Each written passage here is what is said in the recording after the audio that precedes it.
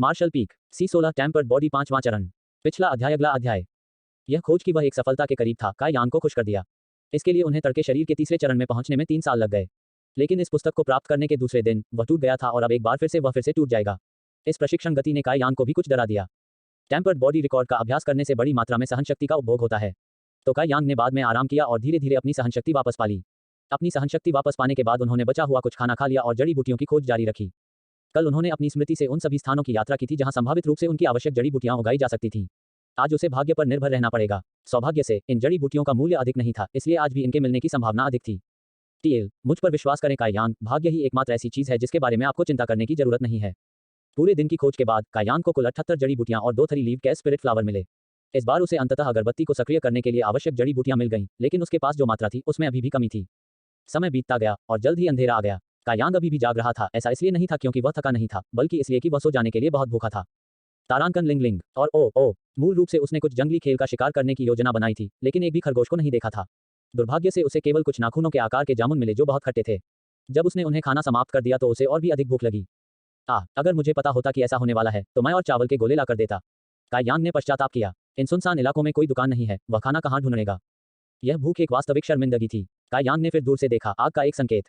तुरंत उसकी ऊर्जा वापस आ गई। खुद को उठाकर वह उसकी ओर चल पड़ा। उन्होंने जंगल में आग जलाने का साहस किया। ये लोग या तो मूर्ख थे या उन्हें डरने की कोई बात नहीं थी। इस बार ये लोग बाद वाले के थे। जब वह पास आया तो आग के पास एक व्यक्ति गरज उठा, कौन? TLNED, तीख काई यांग, आप अंत में कुछ दोस्त बनाने जा रहे हैं। उस समय काई यांग ने महसूस किया कि उसकी मांसपेशियां कसी हुई हैं और उसकी रीढ़ कांप रही है। आग से दोनों लोग सतर्क थे। एक लंबा और दूसरा छोटा था। एक का शरीर मोटा था और उसने एक तीर के साथ एक धनुष धारण किया था। उसने काई यांग पर तीर की ओर इशारा किया था।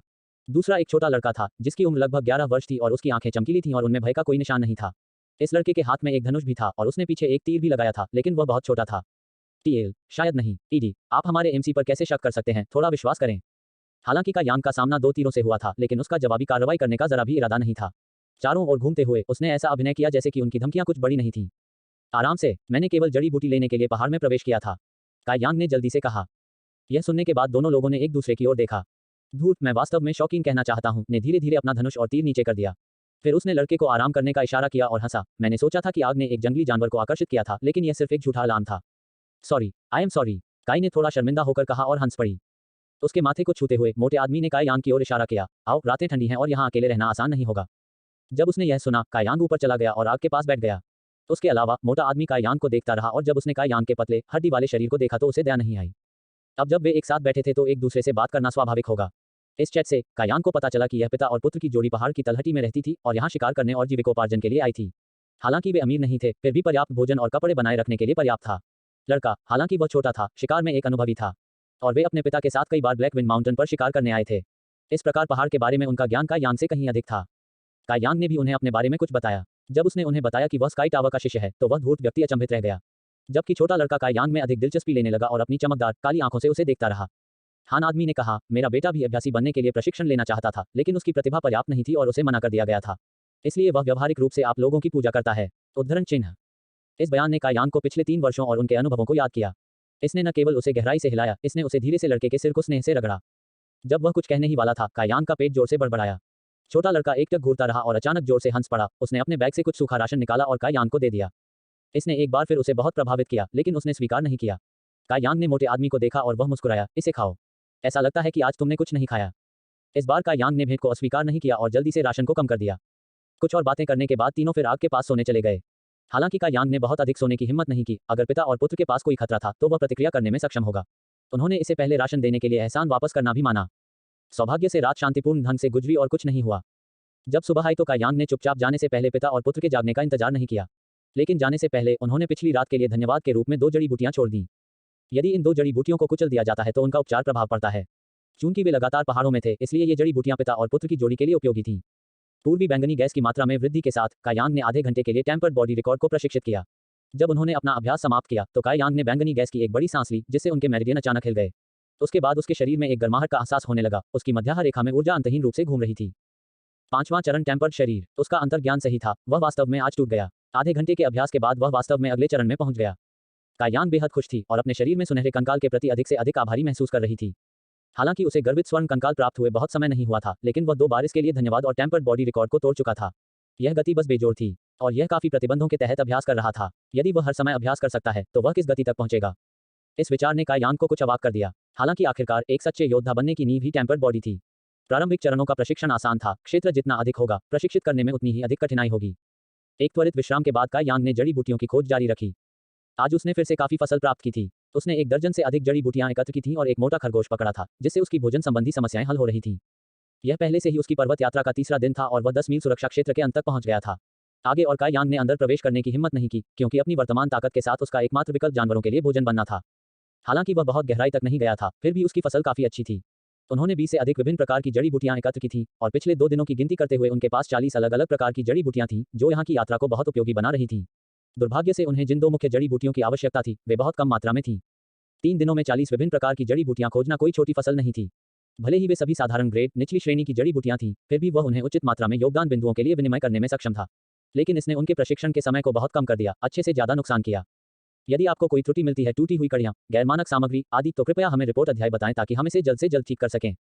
पिछला अध्याय। अगला अध्याय। रिपोर्ट अध्याय। सर्वाधिकार कॉपीराइट नोवेल फल कॉम। सर्वाधिकार सुरक्षित। संपर्क सेवा की शर्तें साइट मैप मार्शल पीक।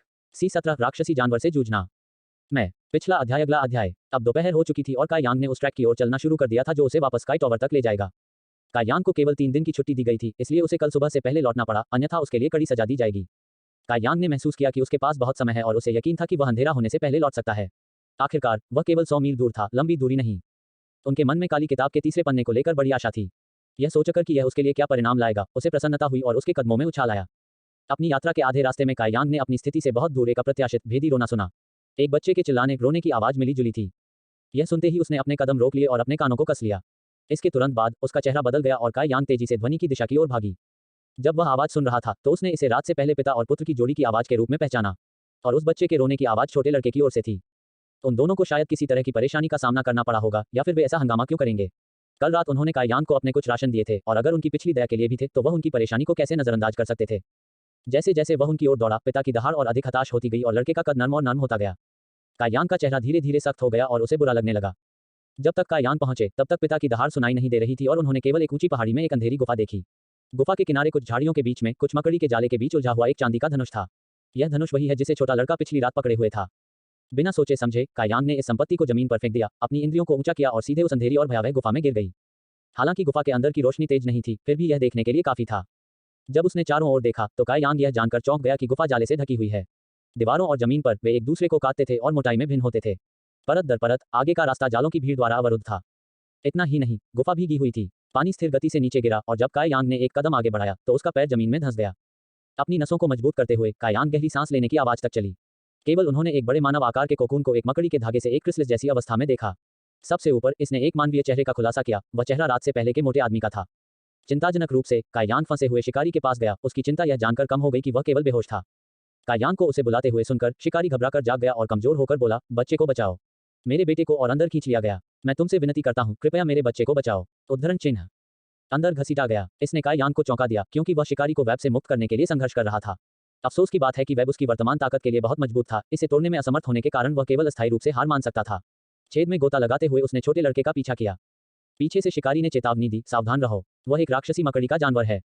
जब उसने शैतानी स्पाइडर बीस्ट काई यांग के शब्दों को सुना तो उसका दिल जोर से धड़क उठा। ये राक्षसी जानवर सामान्य जंगली जानवरों की तरह नहीं थे। वे वध करना पसंद करते थे।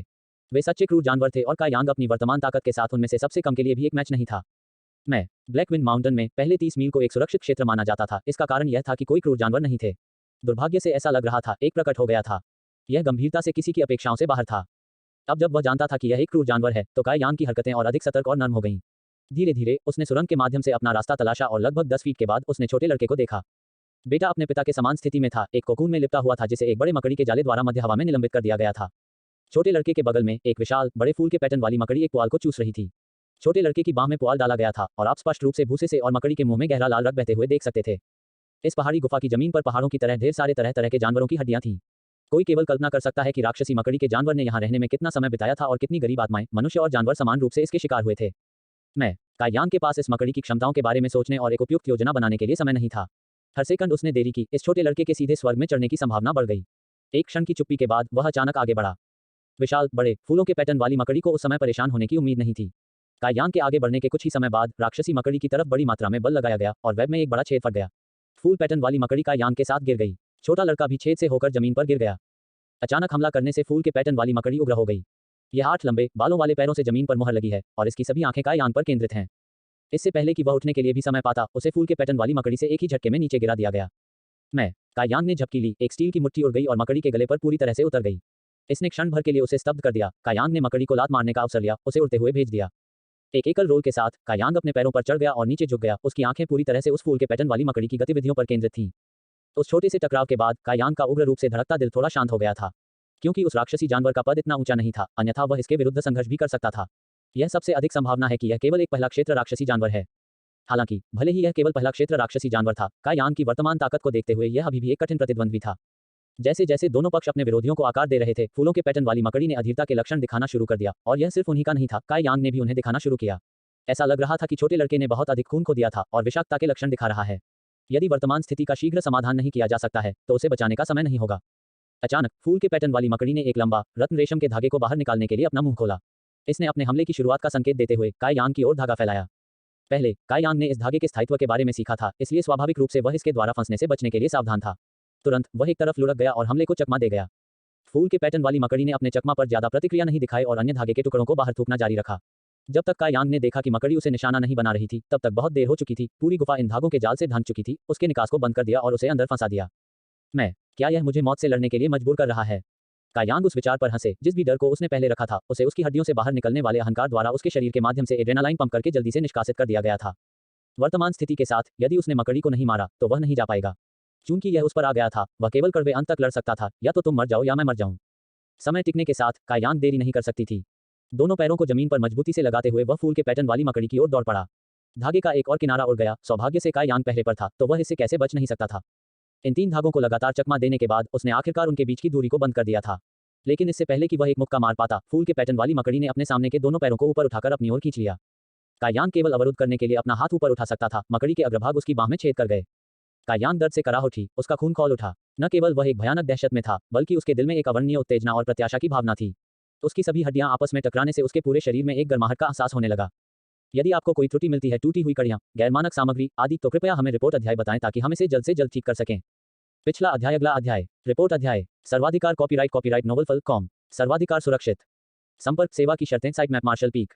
C18 अच्छे लोगों को पुरस्कृत किया जाएगा। मैं पिछला अध्याय, अगला अध्याय। एक मुक्का फेंकते हुए काय यांग की मुट्ठी ने हवा में सीटी बजाई और फूल पैटर्न वाली मकड़ी के सिर के बाईं ओर आंखों में जा लगी। जैसे ही उसकी मुट्ठी लगी, उसने 2 आंखों को चकनाचूर कर दिया। फूल पैटर्न वाली मकड़ी भयभीत थी। अपनी सीमित बौद्धिक क्षमता के बावजूद यह डरना जानता था कि मानव के हाथ से खून टपक रहा है। जब वह काय यांग की बाहों में बंद अपने 2 पैरों को वापस लेने के लिए गई, तो मकड़ी ने पाया कि हाथ की मांसपेशियां उसके अग्रभागों के चारों ओर कसी हुई थी, इसलिए मकड़ी उन्हें बाहर नहीं खींच सकती थी। काय यांग का दूसरा मुक्का उसके पहले के तुरंत बाद आया, जिससे उसकी 2 और आंखें फट गईं। फूल के पैटर्न वाली मकड़ी दर्द में चिल्लाती रही, लगातार पीछे हटने की कोशिश कर रही थी, लेकिन उसके पिछले पैर केवल जमीन पर खरोंच कर सकते थे। हताशा में यह काय यांग पर टूट पड़ा, जिससे उसकी बाहों पर कई उथले घाव हो गए। हालांकि वे गहरे नहीं थे, फिर भी उन्होंने खून खींचा। लेकिन दर्द ने केवल काय यांग के उत्साह को बढ़ाने का काम किया। उसका पूरा शरीर अतिप्रवाह की ताकत से बुदबुदाया। उसके मुंह के कोने एक ठंडी और निर्दयी मुस्कान में मुड़े हुए थे। उसकी मुट्ठियां मकड़ी के माथे की ओर उड़ती रहीं। हमलों के अनवरत बहिराज के तहत फूल के पैटर्न वाली मकड़ी का माथा फट गया और उसके शरीर के तरल पदार्थ बाहर निकल गए। उसके मुंह से एक निराशाजनक फुसफुसाहट बच गई। पैटर्न वाले फूल ने बैठने और अपनी मृत्यु की प्रतीक्षा करने की इच्छा नहीं की। अपने मुंह से उसने अपने वेब की धाराएं उगल दी और इतनी निकटता में वेब ने काय यांग को लपेट लिया। हालांकि उस समय फूल के पैटर्न वाली मकड़ी भयानक स्थिति में थी। उसका सिर इतना विकृत हो गया था कि वह लगभग फट गया था। यदि यह एक राक्षसी जानवर नहीं बनता और इसके साथ जुड़े दृढ़ जीवन शक्ति को प्राप्त नहीं करता, तो यह पहले से ही कई बार मर चुका होता। चूंकि यह मामला था, भले ही इसने उसे अपने जाल में फंसा लिया था, काय यांग की अथक मुट्ठी के तहत इसने जल्द ही संघर्ष के सभी संकेतों को बंद कर दिया। काय यांग ने कभी नहीं सोचा होगा कि वह एक राक्षसी जानवर के साथ लड़ाई जीत सकता है। इसके अलावा न केवल वह बच गया था, उसने उसे मार भी डाला था। भले ही यह एक प्रथम लोक राक्षसी जानवर था, फिर भी यह कुछ ऐसा नहीं था जो एक संयमी शरीर के 5वें चरण में एक साधक को हराने में सक्षम होना चाहिए। हालांकि काय यांग के घावों को हल्का नहीं माना जाता था, लेकिन उन्होंने उनसे ज्यादा दर्द महसूस नहीं किया, जैसे कि वे कुछ भी नहीं हैं। यह प्रमाणित करने के बाद कि फूल के पैटर्न वाली मकड़ी वास्तव में मर चुकी थी, काय यांग उस पैर को निकालने के लिए गई जो उसकी बाह में छेदा था। जब उसने उसे बाहर निकाला, तो गर्म खून का एक झोंका आया। TLO, आपने बस लापरवाही से कुछ ऐसा खींच लिया जो आपके हाथ में छुरा घोंपा गया था। ओह, यह अटक गया है, इसे बाहर निकालते हैं। अपनी चोटों का निरीक्षण करने के लिए बिना रुके काय यांग ने मकड़ी के जाले को फाड़ दिया जो उसे बांध रहा था और छोटे लड़के की तरफ भागा। वह धीरे से अपने शरीर को पाल रहा था और उसे गुफा से बाहर ले आया। छोटे लड़के के पिता आखिरकार उसके जाल से बच निकलने में कामयाब हो गए थे, और जैसे ही वह आगे गुफा में जाने की तैयारी कर रहा था, उसने देखा कि एक खून से लथपथ काय यांग अपने बेटे को ले जा रहा है। उसने जल्दी से पूछा, उसे क्या हुआ? उसने बहुत अधिक खून खो दिया है और उसे जहर भी दिया गया है, काय यांग ने जवाब दिया। गुफा के प्रवेश द्वार पर पहुंचने के बाद काय यांग ने छोटे लड़के को जमीन पर रखा और अपने गिरे हुए बैग की ओर दौड़ा। कुछ जड़ी बूटियां अंदर निकालकर वह उन्हें चबाने लगा। बिना किसी हिचकिचाहट के उसने शिकारी को बुलाया, इन जड़ी बूटियों को नरम करने के लिए चबाओ, फिर उन्हें खिलाओ। शिकारी पहले से ही अपनी बुद्धि से डर गया था, इसलिए जब उसने काई यान के आदेशों को सुना तो उसने संकोच नहीं किया। तेजी से उसने जड़ी बूटियों को अपने मुंह में रखा और उन्हें लगन से चबाना शुरू कर दिया। उस पल में काई यान का दिमाग बिल्कुल साफ था। हर जड़ी बूटी के औषधीय गुणों के बारे में उनकी समझ उनके दिमाग में आने लगी। कौन सी जड़ी बूटियां विषण कर सकती हैं, कौन सी जड़ी बूटियां उपचार में मदद कर सकती हैं, कौन सी जड़ी बूटियां रक्त के प्रवाह को स्थिर करने में मदद कर सकती हैं। उनके दिमाग से बहने वाला ज्ञान एक अनुभवी फार्मासिस्ट के समान था। थोड़े समय के बाद काई यांग ने उन जड़ी बूटियों को निकाला जिन्हें वह चबा रहा था और उन्हें छोटे लड़के की बांह पर लगा दिया। शिकारी ने उसके कार्यों का पालन किया और अपने बेटे को चबाया हुआ जड़ी बूटी खिलाना शुरू कर दिया। दोनों लोगों की घबराहट भरी निगाहों से धीरे धीरे लड़के के पीले चेहरे पर रंग लौट आया और उसकी सांसें थम गईं। शिकारी अंत में अपने दिल के तनाव को दूर कर सका और अपने नितंबों पर गिर गया। वह जोर जोर से रोते हुए बोला, सौभाग्य से कुछ नहीं हुआ, सौभाग्य से कुछ नहीं हुआ। काई यांग ने अपनी नई मिली आशा पर ठंडा पानी डाला। अभी नहीं, मेरी जड़ी बूटियां केवल निम्न स्तर की हैं और केवल उनके लक्षणों को कम कर सकती हैं। आपको पहाड़ छोड़ना होगा और डॉक्टर को ढूंढना होगा, अन्यथा मुझे डर है कि जहर बन जाएगा। लाइलाज। शिकारी केवल काई यांग की सलाह सुन सकता था। उसने फौरन कहा, तब मैं अब उसे एक डॉक्टर को खोजने के लिए ले जाऊंगा। कोई जल्दी नहीं है, काई यांग ने कहा कि उसने उसे रोकने के लिए अपना हाथ बढ़ाया। अपने बेटे को पहले स्थिर होने दो, फिर उसे हिलाओ। ओह, उद्धारकर्ता जो कहता है वह सही है। शिकारी पर इतनी बड़ी विपदा आने के बाद वह लंबे समय से अपनी हिम्मत खो चुका था। तो काई यांग ने जो भी कहा वह उसका पालन करेगा। उत्तर देने के बाद उसे याद आया कि उसका उद्धारकर्ता भी घायल हो गया था। उनकी चोटें हल्की नहीं थी, इसलिए उन्होंने चिंतित होकर पूछा, उद्धारकर्ता, क्या आप अपने घावों का इलाज भी नहीं करना चाहते हैं? काई यांग ने उत्तर दिया, जरूरत नहीं। लेकिन तुमने इतना खून बहाया है, यह कैसे ठीक है? शिकारी ने चौंककर उसकी ओर देखा। मुझे नहीं पता। काई यांग ने खड़े होकर उत्साहपूर्वक ऊपर और नीचे छलांग लगाई। मैं भी नहीं जानता, लेकिन मुझे बहुत अच्छा लग रहा है। उन्होंने न केवल बहुत अच्छा महसूस किया बल्कि उत्साहित भी किया। काई यांग को संदेह था कि यह सब किसी तरह उसके सुनहरे कंकाल से संबंधित है, लेकिन वह इसे एक साधारण शिकारी को कैसे समझा सकता है? जैसा कि उसने हाल की लड़ाई के बारे में सोचा, काई यांग का खून एक बार फिर उबलने लगा। वह पहली बार था जब वह जीवन या मृत्यु की स्थिति में था। लेकिन उसे जरा सा भी डर नहीं लगा था, बल्कि उसे अपने चारों ओर खून के छींटे पड़ने की अनुभूति में ही आनंद का अनुभव हुआ था, जैसे यह सबसे आम घटना थी। एक असुर खून के प्यासे दानव राक्षस राजा का जन्म। यह सही है, कृपया थोड़ा इंतजार करें, मैं जल्द ही वापस आऊंगा। जैसे ही उसने अपना बैग उठाया, काई यांग एक बार फिर गुफा में भाग गया। शिकारी को लगा कि वह राक्षसी जानवर की लाश को छांटने गया है, लेकिन ऐसा नहीं था। हालांकि फूल के पैटर्न वाली मकड़ी एक राक्षसी जानवर थी, लेकिन उसकी लाश का कोई मूल्य नहीं था, यह बहुत निम्न स्तर का था। काई यांग का लक्ष्य गुफा के अंदर उगने वाली जड़ी बूटियों को चुनना था। फूलों के पैटर्न वाली मकड़ी के साथ अपनी लड़ाई शुरू करने से पहले उसने बड़ी मात्रा में बैंगनी रंग के फूलों की खोज की थी। पहले उनके पास उनकी जांच करने का समय नहीं था, लेकिन अब जब उन्होंने उनके बारे में सोचा तो उनकी आत्माएं मदद नहीं कर सकती थी, लेकिन उठ गईं। अगर उसने गलत तरीके से नहीं देखा तो वे बैंगनी रंग के फूल वास्तव में three leaved cat spirit flowers थे, जिनकी उन्हें सख्त जरूरत थी। यहाँ उसकी जियानिक्सिया किस्मत आती है। Three leaved cat spirit flowers बहुत सारी लाशों के साथ अंधेरी और नम जगहों पर उगाए। इस गुफा को उनके बढ़ने के लिए एक आदर्श वातावरण बनाना। गुफा में प्रवेश करते ही अपने दिल की प्रत्याशा से भरे हुए काई यांग लगभग हंसे, ऐसा उनका आनंद था। दूसरों की मदद करने से आपको वास्तव में अच्छा इनाम मिलेगा। ऐसा लग रहा था कि यह कहावत सच है। अगर वह पिता और पुत्र की जोड़ी को बचाने नहीं आया होता तो उसे वह जड़ी बूटियां कभी नहीं मिलती जिसकी उसे तलाश थी। उसके सामने बैंगनी फूलों का विशाल विस्तार वास्तव में three leaved cat spirit flower थे। इसके अलावा उनमें से एक बड़ी मात्रा में दिखाई दिया। एक त्वरित गणना से पता चला कि इनमें से कम 30 से 40 फूल थे। ये छोटे छोटे बैंगनी फूल जो सभी एक साथ गुच्छे हुए हैं, जो भी उन्हें देखता है उसे प्रसन्नता का अनुभव कराता है। आगे की हलचल के बिना काई यांग ने जल्दी से अपना फावड़ा निकाला और इन जड़ी बूटियों की कटाई शुरू कर दी। जब वह अपने आप में व्यस्त था, काई यांग का दिल संतुष्ट से अधिक था। जैसे ही वह गुफा छोड़ने की तैयारी कर रहा था, काई यांग ने गुफा के कोने में एक लाल मशरूम जैसा पौधा पाया। उसकी जिज्ञासा शांत हुई। काई यांग ध्यान से उसकी जांच करने के लिए उसकी ओर चला गया। यह बात एक कटोरी के आकार की थी, गहरे लाल रंग की और मशरूम या फंगस जैसी थी। काई यांग ने इस बात को नहीं पहचाना, क्योंकि कोषाध्यक्ष मेंग ने उसे जो छोटी किताब दी थी उसमें इसका उल्लेख नहीं था। क्या यह एक अमूल्य खजाना हो सकता है? काई यांग ने अपनी आस्तीनें ऊपर उठाकर मशरूम जैसे पौधे को लेने के लिए चला गया। जहां तक पहचान की बात है तो वह इसे बाद में काम कर सकता है, यह वैसे भी ज्यादा जगह नहीं लेगा। जब तक काई यांग गुफा से बाहर निकले तब तक उनका बैग किनारे तक भर चुका था। चलो चलें, मैं तुम्हारे साथ पहाड़ पर उतरूंगा, काई यांग ने शिकारी से एक समान व्यवहार करते हुए कहा। उद्धारकर्ता को बहुत धन्यवाद। शिकारी के आंसू छलक पड़े, क्योंकि वह जानता था कि काई यांग को चिंता थी कि बाहर की यात्रा में वे और अधिक खतरे का सामना करेंगे, इसलिए वह उनका पीछा कर रहा था। हम बस एक ही रास्ते पर यात्रा कर रहे हैं, धन्यवाद की कोई आवश्यकता नहीं है, काई यांग ने नम्रता से उत्तर दिया और वे तीनों तेजी से पहाड़ पर उतरे। शाम तक वे वापस शहर आ चुके थे और अंधेरे में उन्होंने डॉक्टर के घर की तलाशी ली। यदि आपको कोई त्रुटि मिलती है, टूटी हुई कड़ियां, गैरमानक सामग्री आदि, तो कृपया हमें रिपोर्ट अध्याय बताएं ताकि हम इसे जल्द से जल्द ठीक कर सकें। पिछला अध्याय। अगला अध्याय। रिपोर्ट अध्याय। सर्वाधिकार कॉपीराइट नोवेल फल कॉम। सर्वाधिकार सुरक्षित। संपर्क सेवा की शर्तें। Site map martial peak. C19 Su Mu आता है मुसीबत की तलाश में। पिछला अध्याय। अगला अध्याय। छोटे लड़के को बसाने के बाद भी काई यांग जाने की जल्दी में नहीं थी। आखिर उस रात छोटे लड़के ने उसे अपना कुछ राशन दिया था, सो वह तब तक ठहरा रहा जब तक उस लड़के ने आंखें न खोल दी। उसके बाद ही उसके दिल को शांति मिलेगी। अंदर शिकारी बेचैन होकर इधर उधर घूम रहा था, अपने लड़के की चिंता कर रहा था। बहुत पहले डॉक्टर ने उसे यह कहते हुए बाहर निकाल दिया कि वह बहुत शोर कर रहा है। डॉक्टर चू ने कहा कि यह सौभाग्य की बात है कि हमने कुछ आपातकालीन उपचार किया, नहीं तो मेरा बेटा सच में अपनी जान गंवा देता। उद्धारकर्ता, आपकी दया और दया मैं हमेशा के लिए चुकाने में असमर्थ रहूंगा। अगर मैंने पूरी जिंदगी कड़ी मेहनत की तो भी मैं नहीं कर पाऊंगा। जैसे ही उसने बोलना समाप्त किया, शिकारी ने कायांग के सामने घुटने टेक दिए। कायांग ने उसकी मदद नहीं की, लेकिन मुस्कुराया और कहा, बड़े भाई झांग, पुरुष केवल सोने के आगे घुटने टेकते हैं। आपके घुटने टेककर आपने हमारे अच्छे संबंधों को नुकसान पहुंचाया है। आपको भविष्य में घुटने टेकने की जरूरत नहीं है। मैंने आपके बच्चे का कुछ राशन भी खा लिया। अगर आप बकाया की बात कर रहे हैं तो मैं भी आपका कर्जदार हूं। अपनी सजा पूरी करने के बाद वह शिकारी झांग की मदद करने गया।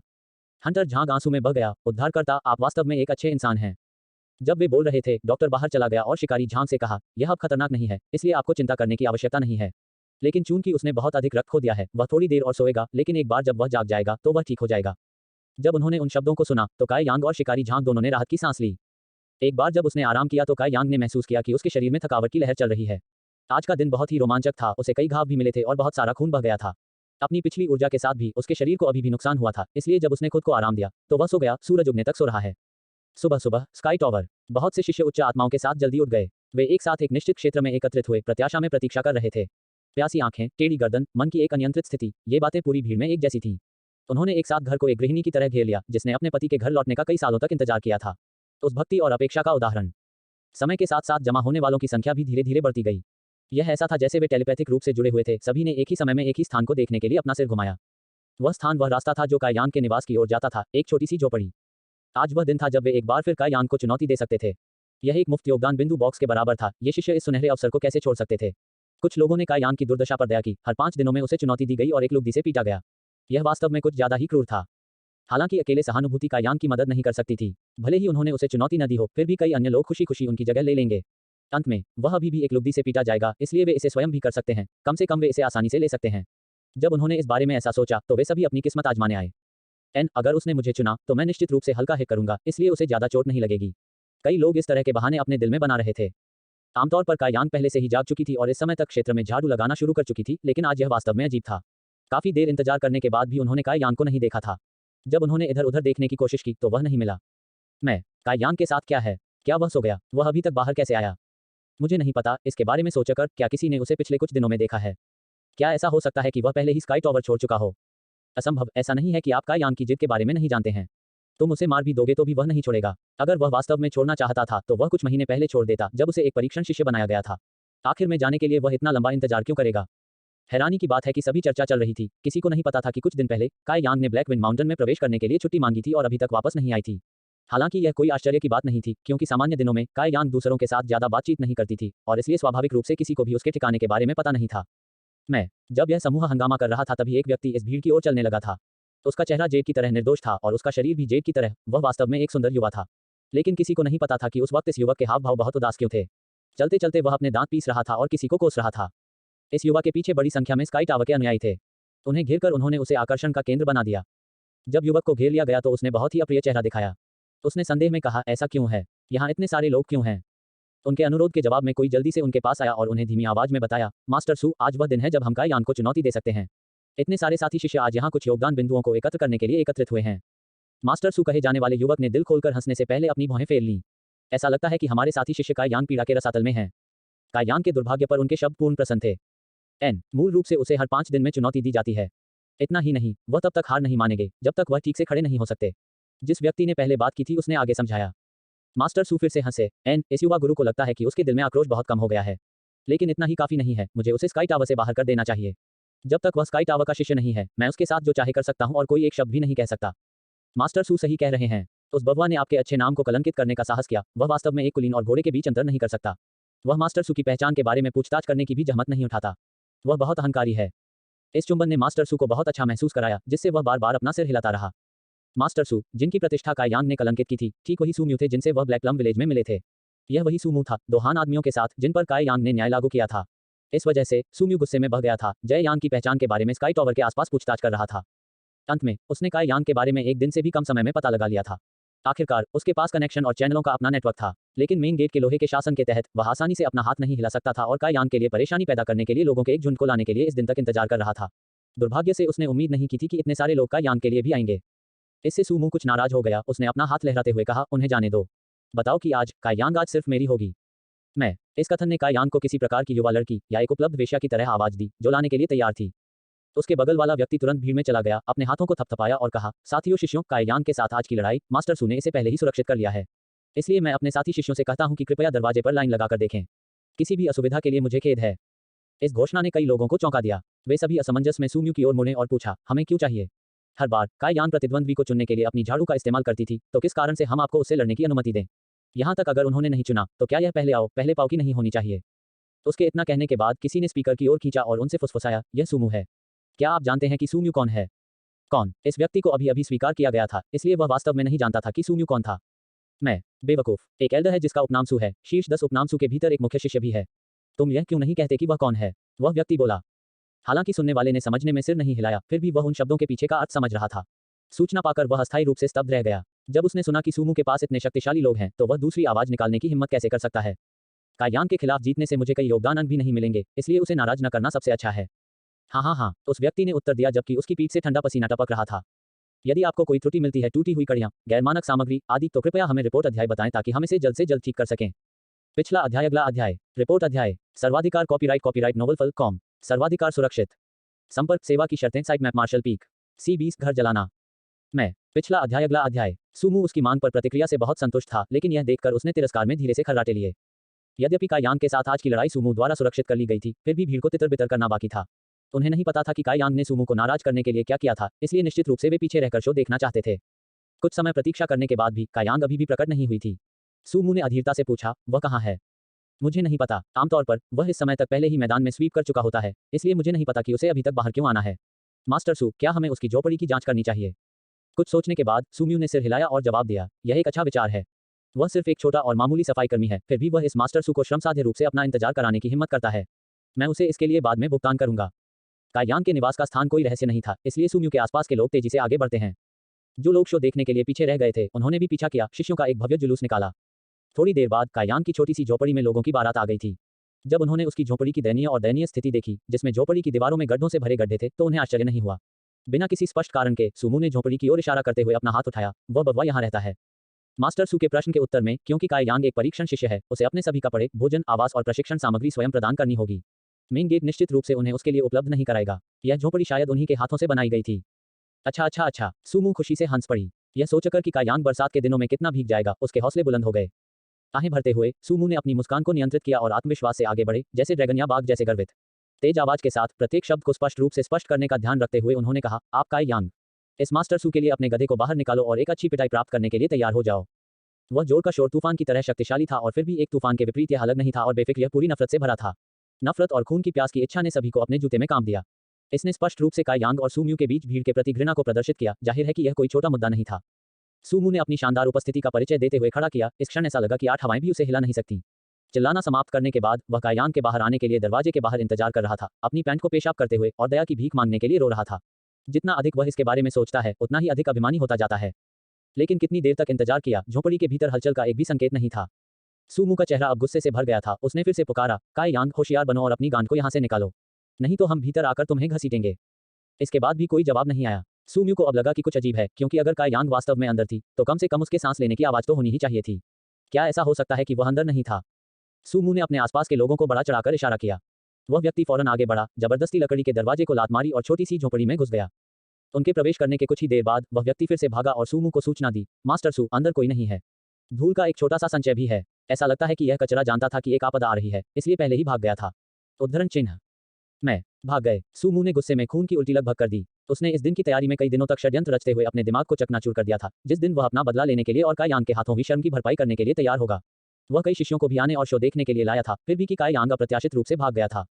यह ऐसा था जैसे एक शक्तिशाली मुक्का निकल गया हो, लेकिन रुई के एक टुकड़े पर उतरा हो। इसने सूमू को उदास महसूस कराया। इसके बारे में बात करते हुए इन पिछले कुछ दिनों में हमने कायांग का एक बाल भी नहीं देखा है। एक बुद्धिमान व्यक्ति परिस्थितियों के अधीन हो जाएगा। चूंकि कायांग ने इस सूमू को नाराज कर दिया था, वह शायद जानता था कि सभी नरक टूट जाएंगे। उसे मेन गेट छोड़ने के लिए मजबूर किया। कोई आश्चर्य नहीं कि इतने लंबे इंतजार के बाद भी वह अभी तक उपस्थित नहीं हुआ था। अब जबकि कायांग चले गए हैं, हम अब आसान योगदान अंक प्राप्त नहीं कर पाएंगे। भीड़ धीरे से बुदबुदाई। उनकी कोई भी बड़बड़ाहट सूमू के कानों से नहीं निकली। हालांकि वे उस सम्मान से प्रसन्न थे जो वे उसे दिखा रहे थे, वह अपना बदला लेने में सक्षम नहीं था। इस प्रकार सूमू का दिल अभी भी असंतुष्ट था। कुछ देर सोचने के बाद उदास चेहरे के साथ सूमू केवल इस तथ्य को स्वीकार कर सका कि उसे आज कायांग से बदला लेने के लिए नहीं मिलेगा। गुस्से में उन्होंने कहा, वह कचरा वास्तव में भाग्यशाली हो गया। हालांकि मेरा गुस्सा कम नहीं होगा, मुझे कुछ मिल जाएगा। इस दयनीय झोपड़ी को जला दो। इस मांग ने उपस्थित सभी लोगों को चिंतित कर दिया। यहाँ तक सूम्यू को भी अपने साथ लाए लोग दंग रह गए। एक ने पूछा, मास्टर सू, क्या स्कूल के अंदर आग लगाना एक अच्छा विचार है? आप किस बात से भयभीत हैं? सू म्यू ने उसकी तरफ देखा, आकाश भले ही नीचे गिर जाए, मैं उसे पकड़ने के लिए वहां मौजूद रहूंगी। इसके अलावा यह स्कूल के लिए भी महत्वपूर्ण नहीं है। तो क्या हुआ अगर यह नष्ट हो जाता है, तो यह ज्यादा नुकसान नहीं होगा। साथ ही इस जर्जर झोपड़ी को खड़े रहने से इस छोटे मालिक की आंखों को नुकसान पहुंचेगा। उसे यह कहते हुए सुनकर उनके दिलों के भीतर की चिंताओं को दूर कर दिया। मास्टर सू के साथ उनका समर्थन करने के साथ इस झोपड़ी को जलाना कुछ भी नहीं है। इससे पहले कि वे आग जलाते, कुछ लोग सूखी घास को जलाने के लिए इस्तेमाल करने के लिए चले गए। कुछ देर बाद सब तैयार हो गया। मुस्कुराते हुए सू मू ने एक मशाल जलाई, उसकी लपटों ने उसके चेहरे को बहुत विकृत कर दिया, जिससे वह दुष्ट दिखाई दे रहा था। कायांग, मैं आपको चेतावनी देता हूं कि आप मुझे भविष्य में कभी भी अपना चेहरा न देखने दें, नहीं तो मैं तुम्हें जीने या मरने नहीं दूंगा। सू मू ने दांत पीसते हुए कहा। जैसे ही वह मशाल को झोपड़ी में फेंकने की तैयारी कर रहा था, उसकी बगल में एक व्यक्ति ने उसका कंधा थपथपाया और एक रक्तहीन आभा छोड़ते हुए उससे पूछा, यह किस लिए है? सू मू को जवाब देने से पहले सोचने की जरूरत नहीं थी। एक घर जलाना? तुम मेरा घर क्यों जला रहे हो? उस व्यक्ति की आवाज में गुस्से का संकेत था। आपका घर? सू मू ने क्रूरता से अपना होंठ घुमाया और अपना सिर घुमा लिया। जैसे ही उसने स्पीकर को देखा, वह एक भेड़िए को देखकर डरे हुए खरगोश की तरह तुरंत बगल की तरफ कूद गया। फिर एक अतिरंजित आंदोलन के साथ उन्होंने एक रक्षात्मक मुद्रा ग्रहण की। उसका चेहरा खतरे से भर गया था और उसकी गर्दन के पिछले हिस्से पर बाल उगाए थे। ऐसा इसलिए था क्योंकि जिस व्यक्ति ने बात की थी उसका रूप बहुत ही भयावह था। न केवल उसके सारे कपड़े फटे हुए थे, उसके बाल खराब हो गए थे, सभी जगह पौधे चिपके हुए थे और तुलना से परे गंदे थे। उसके शरीर पर भी कई खूनी निशान थे, उसके कपड़े खून से सने थे और उसकी पीठ के चारों ओर एक उभरा हुआ बैग बंधा हुआ था। भगवान ही जानता था कि वहां क्या था। एक कोमल हवा चली, जिससे उसकी फटी हुई पैंट फड़फड़ाने लगी, जिससे पैर के बालों से ढका एक मजबूत पैर दिखाई दे रहा था। हवा अपने साथ कायांग के कई गंदे शरीर से बदबू ले रही थी। सू म्यू उस गंध को पेट नहीं भर पा रही थी। उस रूप, रक्त और गंध के साथ सू म्यू ने अपने 3 भोजन को उल्टी करने के लिए मजबूर कर दिया। वह मुद्रा, वह ढंग अजीब तरह से परिचित था। अगर वह एक हाथ में टूटा हुआ कटोरा थाम लेता है तो वह बिल्कुल भिखारी जैसा दिखता है। लेकिन उसे ऐसा क्यों लगा कि यह भयानक व्यक्ति जाना पहचाना लग रहा है? सू मू ने और करीब से देखा और अधिक भ्रमित होती जा रही थी। कुछ देर सोचने के बाद वह चिल्लाया, कायांग। अगर यह कायांग नहीं है तो यह कौन हो सकता है? भले ही उसके शरीर का आकार बदल गया था और उसका चेहरा गंदगी से ढका हुआ था, फिर भी सू मू, जो कायांग से उसकी हड्डियों में गहराई तक नफरत करता था, उसे कैसे नहीं पहचान सकता था? अगर वह उसे नहीं पहचान सकते थे तो कौन कर सकता था? कायांग ने भी सू मू को पहचान लिया। व्यापक रूप से मुस्कुराते हुए उन्होंने हाथी दांत के सफेद दांतों के एक सेट का खुलासा किया। अगर यह साथी शिष्य सू नहीं है जिसने ब्लैक प्लम विलेज में दूसरों को बेशर्मी से फंसाने की कोशिश की। जिस आवाज ने ऐसा कहा वह उपहास से भरी थी, जिससे सू मू का सफेद चेहरा गहरा लाल हो गया। अपने पैर पर मुहर लगाते हुए सू मू ने जवाब दिया, कायांग, आपने स्वर्ग के रास्ते पर चलने का विकल्प नहीं चुना बल्कि नरक के द्वार से चलना चुना। आज तुम्हारा मरना तय है। आप मेरे साथ समस्या खोजना चाहते हैं? कायांग ने अपनी भौं को कम करते हुए पूछा। बकवास, सू मू गर्व से रोया। तुमने सोचा था कि मैं तुमसे मिलने आया हूं? यदि तुम्हें मेरे साथ समझौता करने के लिए कुछ है तो आओ और मुझे ढूंढो। आपको मेरा घर जलाने की क्या जरूरत है? कायांग ने सवाल किया। सू मू ने तुरंत स्पर्श को दूर फेंक दिया और उस पर कदम रखने के लिए दौड़ पड़ी, जैसे वह कायांग पर सीधे मुहर लगा रहा था। टार्च पर वेंट करते हुए कुछ देर बाद आखिरकार टार्च पर मुहर लग गई।